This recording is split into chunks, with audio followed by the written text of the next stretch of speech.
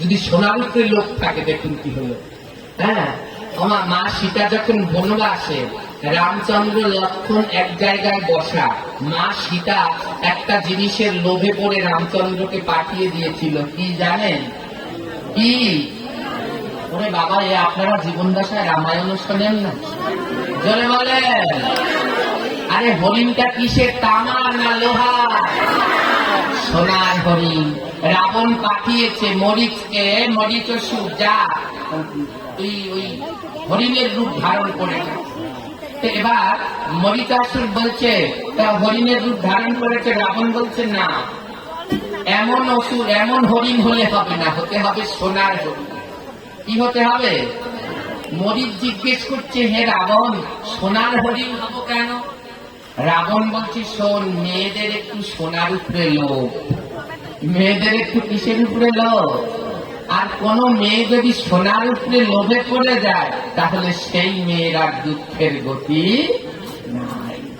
তো আজকে রাবণ পাঠিয়ে দিয়েছে, মা সীতা শিক্ষা দিল, সোনার উপরে যদি লোভ করো, রাবণ তোমাকে নিয়ে যাবে, রক্ষা পাবে। হ্যাঁ, তো সোনার হরিণ, বনের ভিতরে তো কত হরিণ।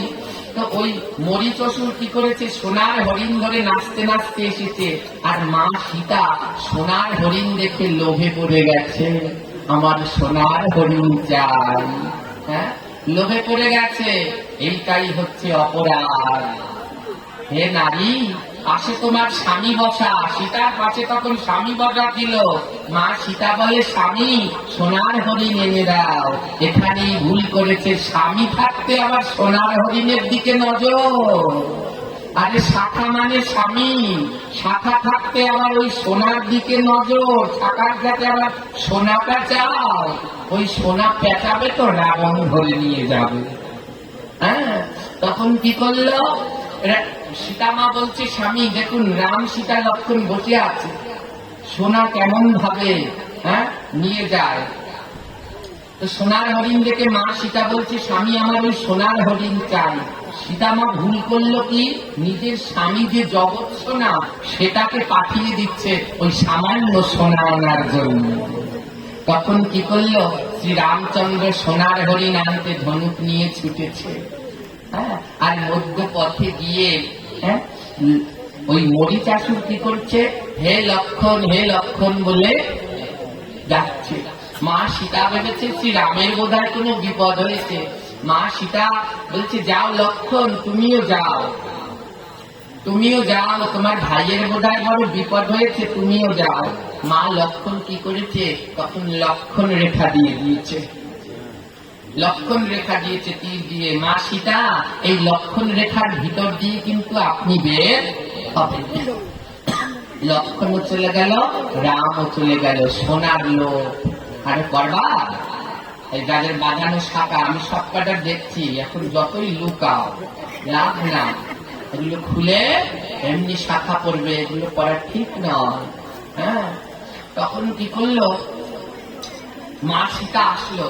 এখানে আরো একটা শিক্ষা শিখে নি, বাড়িতে যদি কোনো সাধুগুরু বৈষ্ণব আসে, কোন সময় সাধুগুরু বৈষ্ণবকে খালি হাতে যেতে দিতে, তাকে যা পারেন একটা ফুল ফল 5টা 10টা টাকা দক্ষিণা অবশ্যই দেবেন। কোন সময় কোনো দিন যেন খালি হাতে বাড়ি থেকে কোনো ভক্ত না যায়। তো রাবণ আসলো ঋষির রূপ ধারণ করে। রাবণ এসে বলছে, দাও, ভিক্ষা দাও। মা সীতা ভিক্ষা দিয়েছে, বলে নেব না, ভিক্ষা নেব না।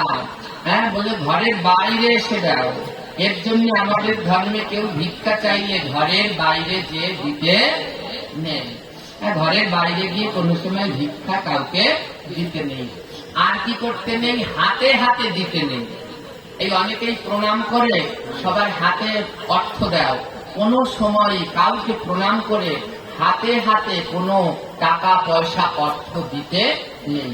যদি হাতে হাতে দিতে চাও, তাহলে তার সাথে লক্ষ্মী চলে যায়। মা সীতাই হচ্ছে লক্ষ্মী। ওই রাবণকে যেই হাতে হাতে ভিক্ষা দিতে গেছে, অমনি রাবণ সীতার হাত ধরে টেনে নিয়ে চলে গেছে। তাই কোনো সময় কোনো কাউকে হাতে হাতে কোনো অর্থ টাকা পয়সা কোনো কারো হাতে হাতে দিতে নাই। বাড়িতে গুরু বৈষ্ণব আসলে তাদের দিতে ইচ্ছে করলে একটা থালা নেবে, ছোট একটা থালা, ও থালার ভিতরে অর্থটা নিয়ে প্রণাম করে তার চরণের কাছে রাখবে। এমন ভাবে দিতে হয়, কোন সময় হাতে হাতে কারো অর্থ দেবে না, কোন সময়। হ্যাঁ, তো সোনার লোভে পড়েছিল মা সীতা, আর তাকে নিয়ে গেল স্বয়ং রাবণ। তাই আপনারাও যদি সোনার লোভে পড়ে স্বামীকে ভুলে, ওই শাখাকে ভুলে শাখায় সোনাটা চান, আপনাদেরকেও কিন্তু রাবণ নামক অসুর হরণ করে নিয়ে যাবে। প্রেম সে একবারে বলুন রাধে রাধে।